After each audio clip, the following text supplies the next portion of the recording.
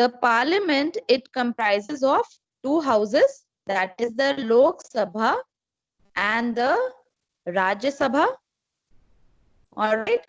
And it also has the president as the head. So parliament is the highest lawmaking body of a country, and it has the president as its head. Are you able to hear me?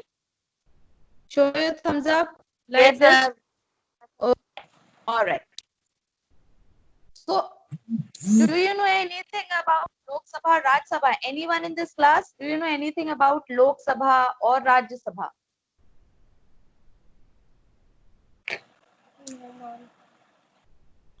Yes, come on, students. It should not be, studies should not be just one way, that I should go on giving lecture and you people only listen. There should be some interaction from your side also. Tell me anything you know about Lok Sabha or Raj Sabha, whatever you know. Unmute your mic. Anyone who does know, and then. Ma'am, Lok Sabha is the lower house of the parliament and Rajya Sabha is the upper house. No, beta. On the contrary, yes, you can say it is the lower house of the parliament, and Raj Sabha is the. Anything else?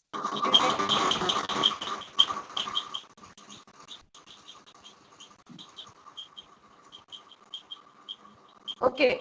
Anything else? Tell me. All right. Ma'am, Lok Sabha has 545 members and Rajya Sabha has 245 members. Okay. 543. As of now, we have 543. At maximum, we can have 552. As per the calculation, we can have 550 members, but at present, we have 543 members. Okay. Anything else? Acha, tell me, what do you think? Which house of the parliament is more powerful? Rajya Sabha is more powerful or Lok Sabha is more powerful? Rajya Sabha. Ma'am, Rajya Sabha. Ma'am, sub Ma'am, Rajya Sabha.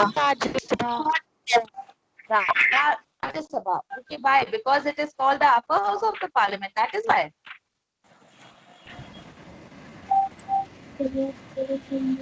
That's why you are saying it is more powerful.